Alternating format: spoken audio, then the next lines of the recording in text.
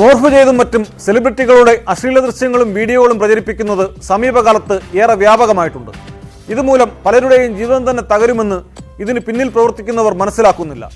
തൻ്റെതെന്ന പേരിൽ പുറത്തുവന്ന വ്യാജ വീഡിയോ പ്രചരിപ്പിച്ച സംഭവത്തിൽ ന്യൂസ് പോർട്ടലുകൾക്കും യൂട്യൂബ് ചാനലുകൾക്കുമെതിരെ നിയമ പോരാട്ടത്തിന് ഇറങ്ങിയിരിക്കുകയാണ് നടിയും സോഷ്യൽ മീഡിയ താരവുമായ അഞ്ജലി അറോറ. വ്യാജ MMS വീഡിയോ ഉപയോഗിച്ച് പ്രതിച്ഛായ തകർത്തതിനെതിരെ അഞ്ജലി മാനനഷ്ട കേസ് ഫയൽ ചെയ്തു.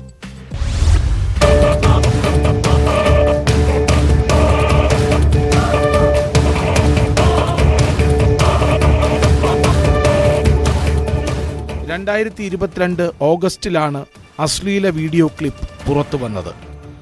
വീഡിയോയിലുള്ള സ്ത്രീ ആരാണെന്ന് വ്യക്തമല്ലെങ്കിലും അത് അഞ്ജലി അറോറയാണെന്ന് അവകാശപ്പെട്ട് ഒരു ന്യൂസ് പോർട്ടൽ വാർത്ത നൽകി.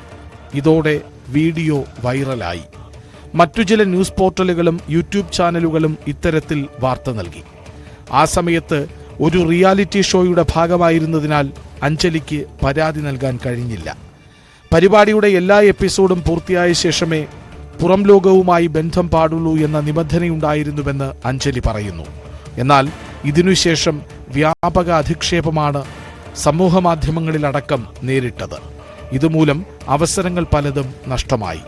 കടുത്ത മാനസിക ബുദ്ധിമുട്ടിലൂടെയാണ് കടന്നുപോയതെന്നും അഞ്ജലി വ്യക്തമാക്കുന്നു. മോർഫ് ചെയ്ത ചിത്രങ്ങൾ ഉപയോഗിച്ച് തയ്യാറാക്കിയ MMS വീഡിയോ ഉപയോഗിച്ച് അധിക്ഷേപിച്ചതിനെതിരെ നടപടി വേണമെന്നും പരാതിയിൽ പറയുന്നു.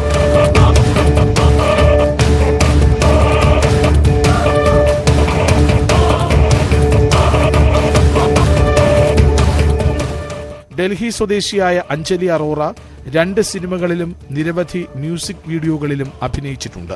ലോക്കപ്പ് സീസൺ 1 എന്ന പ്രശസ്തമായ റിയാലിറ്റി ഷോയിലും അഞ്ജലി ഉണ്ടായിരുന്നു. നീതി ലഭിക്കും വരെ കേസുമായി മുന്നോട്ടു പോകാനാണ് നടിയുടെ തീരുമാനം.